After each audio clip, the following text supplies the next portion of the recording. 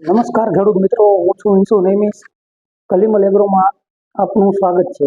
આજે આપણે વાત કરવાની છે 39 મગફળીની સંપૂર્ણ માહિતીની. તો 39 મગફળીની અંદર પાયાનું ખાતર કેવું વાપરવું, પ્લસ એમાં બીજને પોટ શું આપવો, તેમજ નિંદામણ નિયંત્રણમાં કઈ કઈ દવાઓ વાપરવી, તેમજ રોગ જીવાત ની અંદર કઈ કઈ દવા વાપરવી, તેમજ ફૂગનાશક છે તો કયું ફૂગનાશક વાપરવું અને પૂરતી ખાતર તરીકે કયું ખાતર વાપરવું. અને સૌથી મહત્વનો પ્રશ્ન રહે છે કે એમાં આપણે વજનમાં હલકી થાય છે, તો વજન વધારવા માટે શું કરવું. તો આ બધી વાત કરશું એ પહેલા જે ખેડૂત મિત્રો નવો હોય ચેનલને સબસ્ક્રાઇબ કરી દેજો, જેથી કરીને તમને અવનવા વિડીયો મળતા રહે. હવે વાત કરીએ સૌથી પહેલા 39 મગફળીની અંદર પાયાના ખાતરની. તો પાયાના ખાતરની અંદર ડીએપી છે 15 થી 20 કિલો ડીએપી લેવાનું. એની સાથે મિક્સ માઇક્રોન્યુટ્રન કે જે ગુજરાત ગવર્મેન્ટનો 5 નંબરનો ગ્રેડ આવે છે, જેની અંદર ઝીંક આવે છે, ફેરસ આવે છે, આયરન આવે છે, બોરોન આવે છે અને કોપર આવી જાય છે. તો એક માઇક્રોન્યુટ્રનની પણ એટલી જ જરૂર પડતી હોય છે.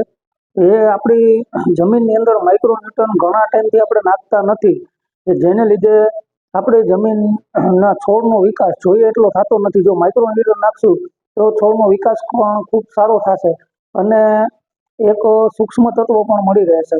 તો ડીએપી ઓછું કરીને માઇક્રોન્યુટ્રન 1 વીઘે 5 કિલો જેટલું આપણે સાથે નાખશું તો ખૂબ સારું રિઝલ્ટ મળશે. ખાસ કરીને જેને છાણિયા ખાતરની વ્યવસ્થા હોય ને છાણિયું ખાતર નાખવું, અથવા તો છાણિયા ખાતરની અવેજીમાં કોઈ ખેડૂત મિત્રો આપણે એરંડીનો અથવા તો લીંબોળીનો ખોળ નાખશું તો પણ ખૂબ સારું પરિણામ મળશે. હવે આ થઈ પાયાના ખાતરની.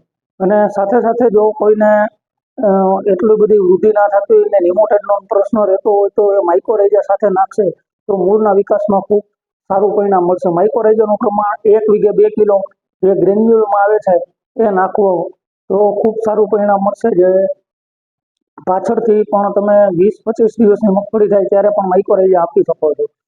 અથવા તો ડીએપી ના વાપરતા હોય એ ખેડૂતને 12-32-16 છે તેની સાથે આ 5 નંબરનો ગ્રેડ મિક્સ કરી અને વાવેતર પાયાના ખાતરમાં કરી દેવું.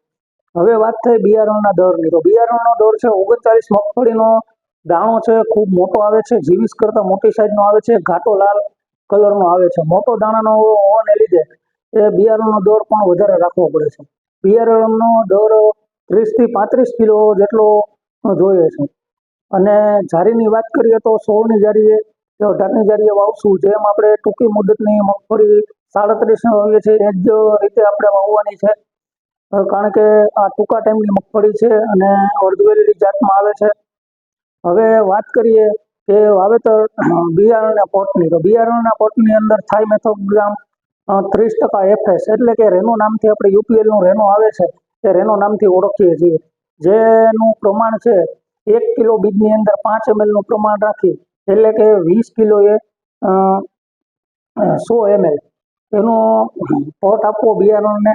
પ્લસ એની સાથે સાથે ફૂગનાશકની અંદર સામાન્ય વાપરવું હોય તો સાફ અથવા તો આપણે M45 બેમાંથી એક સાથે 5 થી 7 ગ્રામ જેટલો સાફ અથવા M45 નાખી શકીએ.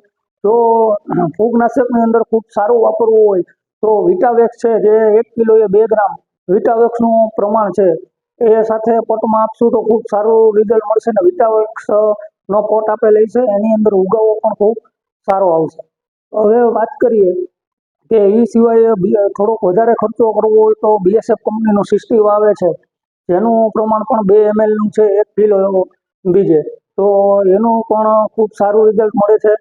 હવે એના પછીની વાત કરીએ તો નિંદામણ. હવે નિંદામણની અંદર ખાસ કરીને વાત કરીએ તો અમુક વિસ્તારની અંદર આપણે હેહમૂરું થાય છે કે હેહમૂરા પ્રકારનો જ્યાં થાય છે ત્યાં ટરગા અને આપણે ઇમિજા સાઇપર એ બે મિક્સ કરી, જે હેરંબા કંપનીનું શેરું કરીને આવે છે, જેમ અલગ અલગ કંપનીનું અલગ અલગ નામથી આવે છે, એ બંને મિક્સ કરી અને છાંટશું તો ખૂબ સારું રિઝલ્ટ મળશે. જેની અંદર 40 ml નું પ્રમાણ ઇમિજા સાઇપરનું છે, 10% જે આવે છે, અને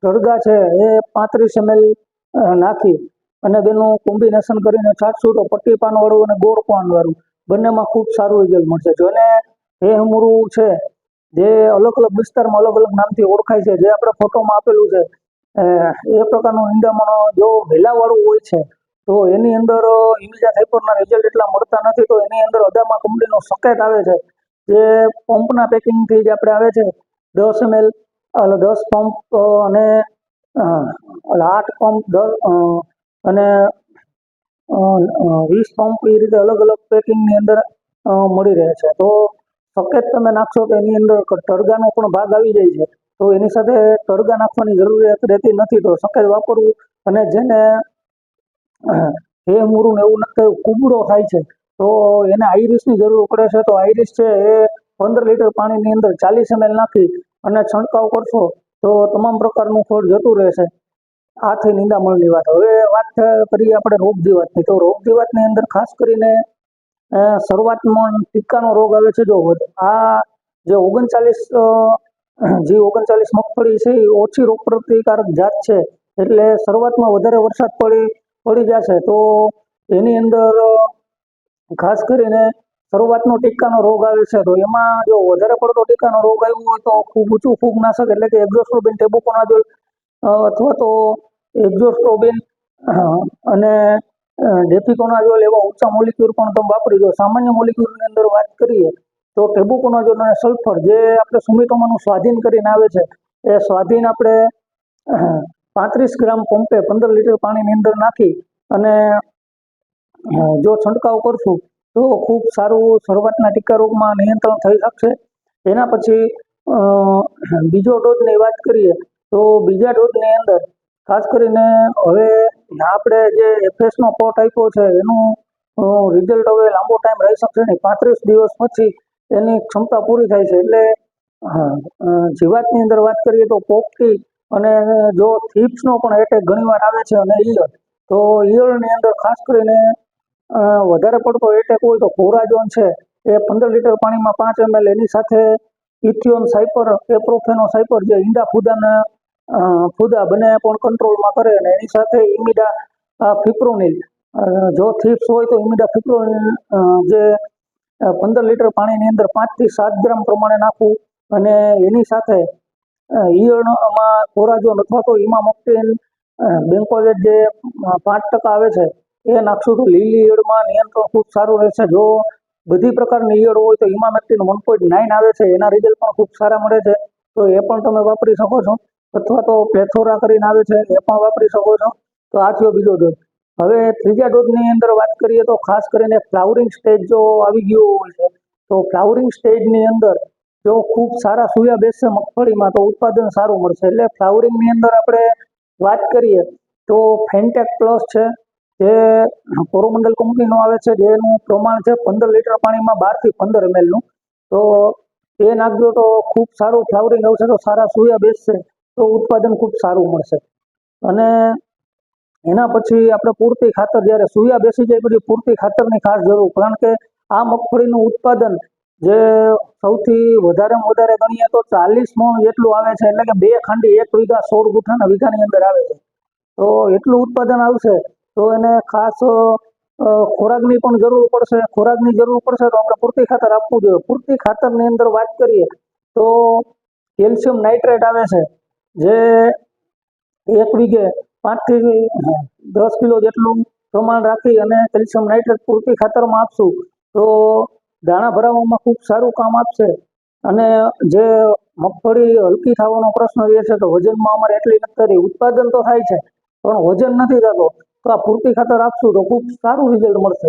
અથવા તો જે ખેડૂત મિત્રો પૂરતી ખાતર આપતા નથી તો પૂરતી ખાતરની જગ્યાએ ઉપરથી સ્પ્રેમાં પણ તમે કેલ્શિયમ નાઇટ્રેટ આપી શકો છો, અથવા તો 05234 અને 0050 જેવા ગ્રેડ પણ વાપરી શકીએ છીએ. એમાં કન્ટિન્યુ આપણે એક સ્પ્રે વધારે કરવો જોશે ખાતર અને ફૂગનાશકનો, કારણ કે જીવીસ જેટલી એનામાં રોગ પ્રતિકારક શક્તિ જાત નથી આ આપણે G39, એટલે એની અંદર આપણે સ્પ્રે પણ એક વધારે લેવું જોશે. અને સ્પ્રેની સાથે સાથે જે બીજા સ્પ્રેથી ત્રીજા સ્પ્રે આપણે કરશું ત્યારે ખાસ કરીને અલગ અલગ ગ્રેડ છે, 05234 છે, 0050 છે અને કેલ્શિયમ નાઇટ્રેટ છે, અલગ અલગ ગ્રેડ દર વખતે નાખતા જાઓ તો દાણા જે મગફળી વજનમાં હલકી રહે છે એ પ્રશ્ન નહીં રહે. અને ખૂબ સારું ઉત્પાદન અને વજનમાં પણ સારી થશે. હું છેલ્લા 7 વર્ષથી આ 39 મગફળીનું વાવેતર કરું છું. મારે 52નો ઉતારો થાય છે અને પૂણા 2 ખાંડી જેટલો ઉતારો, એટલે કે 30 મણ જેટલો ઉતારો આવે, 35 મણ જેટલો ઉતારો આવે છે. તો આ રીતે પ્રોસેસ કરશો તો ઉત્પાદન ખૂબ સારું મળશે અને વાવેતર કર્યા જેવી જાત છે. ફૂગનાશક એના 15 થી 12 દિવસના અંતરે ફૂગનાશકનો એક સ્પ્રે લઈ લેવો, જેથી કરીને મગફળી લાંબો ટાઈમ ઊભી રહે અને લીલી રહે. જ્યાં સુધી મગફળીનું પાંદ રહેશે લીલા, ત્યાં સુધી મગફળી ખોરાક લેતી રહેશે. જો એના પાન ખરી જાય તો મગફળી છેલ્લે સુધી લીલી રહેશે નહીં. લીલી રહેશે નહીં એટલે ઉત્પાદનમાં કાપ આવશે. બીજા નંબરમાં આ મગફળી એવી છે કે જો વધારે પડતી તમે ઊભી રહેવા રહેશો સમય મર્યાદા કરતા, એટલે કે આ મગફળી 90 થી 100 દિવસની અંદર પાકી જાય છે. તો મગફળી એકવાર ખાખરી ગઈ તો મગફળી તૂટવાનો પ્રશ્ન સૌથી વધારે રહે છે. તો તૂટવાનો પ્રશ્ન ના રહે એના માટે સારા ફૂગનાશક અને ખાતર વાપરશું તો એ પ્રશ્ન પાછળ જતા નહીં રહે. નકર તૂટશે મગફળી તો વીણવાનો ખર્ચ ખૂબ વધારે થશે. હવે વાત કરીએ ઉત્પાદનની, તો ઉત્પાદન ખાસ કરીને અલગ અલગ વિસ્તાર વાઇઝ અલગ અલગ રહે છે. હવે 1.25 ખાંડીથી 2 ખાંડી જેટલું ઉત્પાદન રહે છે, જે તમારી માવજત અને જમીનના પ્રકાર ઉપર આધાર રહે છે. મગફળી આ જાત વાવેતર જે ખેડૂત મિત્રો થોડો ખર્ચો કરી શકે એમ હોય ફૂગનાશક દવાનો, તો એ વાવે તો ખૂબ સારું પરિણામ મળશે અને સારા રિઝલ્ટ પણ મળશે અને મગફળીનું ઉત્પાદન પણ ખૂબ સારું રહેશે. એટલે આ મગફળી વાવેતર કર્યા જેવી જાત છે. પરંતુ જોવાની વસ્તુ એ છે કે ફૂગનાશકનો ટાઈમ ચૂકવાનો નથી, જેથી કરીને મગફળી તૂટે નહીં અને વજન જેટલો વધારે આવશે એટલું ઉત્પાદન તમને વધારે મળશે અને ભાવ પણ સારા મળશે. તો ભાવ સારા મળવા માટે આમાં ખાતરનો વધારે પડતો એક સ્પ્રેમાં બને ત્યાં સુધી ઉપયોગ કરો તો ઓછા ખર્ચે વધારે રિઝલ્ટ મળી શકે છે. આ હતી 39 મગફળીની સંપૂર્ણ માહિતીની. તો જે ખેડૂત મિત્રોને બીજો કાંઈ પ્રશ્ન હોય તો કોમેન્ટ બોક્સમાં જણાવજો. આભાર.